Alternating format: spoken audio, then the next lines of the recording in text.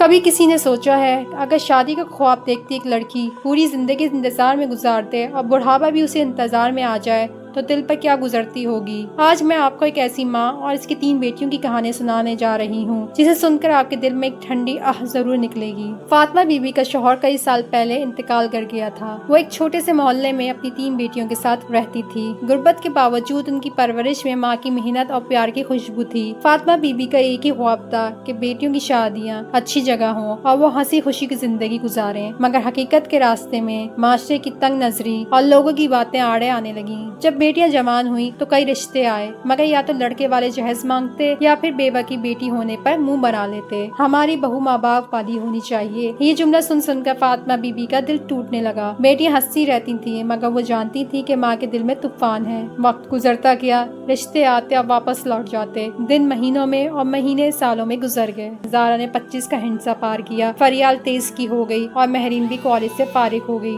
Fatima be be رات کو اکثر چپکے سے روتی لیکن بیٹیوں کے سامنے مضبوط بن کر کہتی اللہ سب بہتر کرے گا۔ بیٹیاں بھی چپ چاپ اس امید کو تھامے رہتی لیکن دل میں خوف بیٹھتا جا رہا تھا کہ کہیں یہ امیدیں ادھوری نہ رہ جائیں۔ ایک دن ایک پرانا جاننے والا زارا کے لیے رشتہ لے کر آیا۔ لڑکا شریف اور محنتی تھا لیکن شرط یہ تھی کہ شادی میں ایک بڑی رقم اور سامان دیا جائے۔ زینت بی بی نے اپنی ساری پونجی جوڑی، زیور بیچا لیکن مطلوبہ رقم پوری نہ ہو سکی۔ رشتہ ٹوٹ گیا۔ اس دن کے بعد زارا کی آنکھوں کی چمک مدھم ہو گئی۔ 5 سال اور گزر گئے۔ اب زارا 30، فریال 28 اور مہرین 26 کی تھی۔ معاشرے کی نظریں بدل گئیں۔ اب لوگ کہنے لگے عمر زیادہ ہو گئی ہے، بچے پیدا نہیں ہوں گے، یہ اتنی بڑی عمر کی لڑکیوں سے شادی کون کرے گا۔ گھر میں اب خاموشی رہنے لگی۔ کبھی کبھی تینوں بہنیں رات کو چھت پر بیٹھ کر آسمان کو دیکھتی اور باتیں کرتی کہ اگر وہ شادی نہ کر سکیں تو بڑھاپا کیسا ہوگا۔ زینت بی بی کا دل ٹوٹتا لیکن وہ اپنی بیٹیوں کے سامنے کچھ نہ کہتی۔ وقت کا پہیہ گھومتا رہا۔ فاطمہ بی بی کی تینوں بیٹیاں جوانی کی دہلیز سے بڑھتے بڑھتے بڑھاپے کے کنارے پہنچ گئیں۔ ان کی ہنسی جو کبھی آنگن میں گونجتی تھی اب خاموشی میں بدل گئی تھی۔ وہ مہندی کے خواب جنہیں وہ بچپن سے اپنی ہتھیلیوں میں سجانے کا انتظار کر رہی تھی اب مٹ چکے تھے۔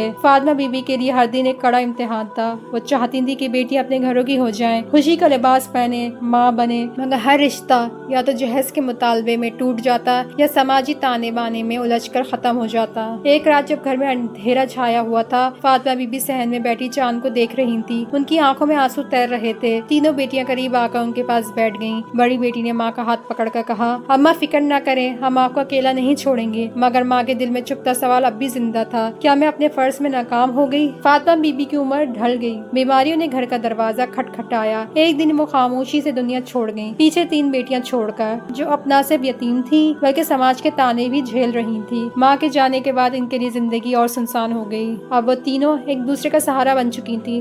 صبح ساتھ اٹھتی، گھر کے کام بانٹ لیتی، شام کو پرانے صحن میں بیٹھ کر گزرے دنوں کو یاد کرتی۔ کوئی باہر سے کچھ کہہ دیتا تو ایک بہن آگے بڑھ کر دوسری کی ڈھال بن جاتی۔ ان کے چہروں پر بڑھاپے کی لکیر تھی، ان کے چہروں پر جھریاں اور بالوں میں چاندی آ چکی تھی، مگر آنکھوں میں اب بھی بچپن کی معصومیت اور محبت باقی تھی۔ اب وہ جانتی تھیں کہ باقی کی زندگی بھی وہ ایک دوسرے کے سہارے ہی گزاریں گی۔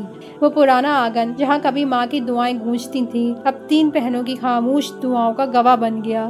آنگن میں آج بھی خاموشی ہے، بس دیوار پر ایک پرانی تصویر لٹکی ہے، فاطمہ بی بی کی مسکراتی ہوئی تصویر جس میں وہ بیٹیوں کے ساتھ کھڑی ہیں، مگر اس مسکراہٹ کے پیچھے ایک ماں کا وہ ٹوٹا ہوا خواب چھپا ہے جو اس سماج نے پورا نہ ہونے دیا۔ سالوں بعد گلی کے بچے انہیں خالہ کہہ کر پکارتے اور لوگ کہتے یہ تینوں بہنیں کبھی بیاہی نہ جا سکیں لیکن ان کی عزت اور کردار آج بھی سب سے اونچا ہے۔ یہ کہانی صرف 3 بہنوں کی نہیں، یہ ہر اس بیٹی کی ہے جس کا خواب معاشرے کی رسموں اور تنگ نظری نے چھین لیا۔ آپ کے خیال میں کیا معاشرہ بیٹی کی شادی کو آسان بنا سکتا ہے یا ہم ہمیشہ ایسے ہی خواب توڑتے رہیں گے؟ اگر یہ کہانی آپ کے دل کو چھو گئی ہو تو اس ویڈیو کو لائک کریں، اپنے خیالات کمنٹ میں لکھیں اور مزید ایسی حقیقت سے جڑی کہانیاں سننے کے لیے ہمارے چینل سنو اردو قصے کو سبسکرائب کریں۔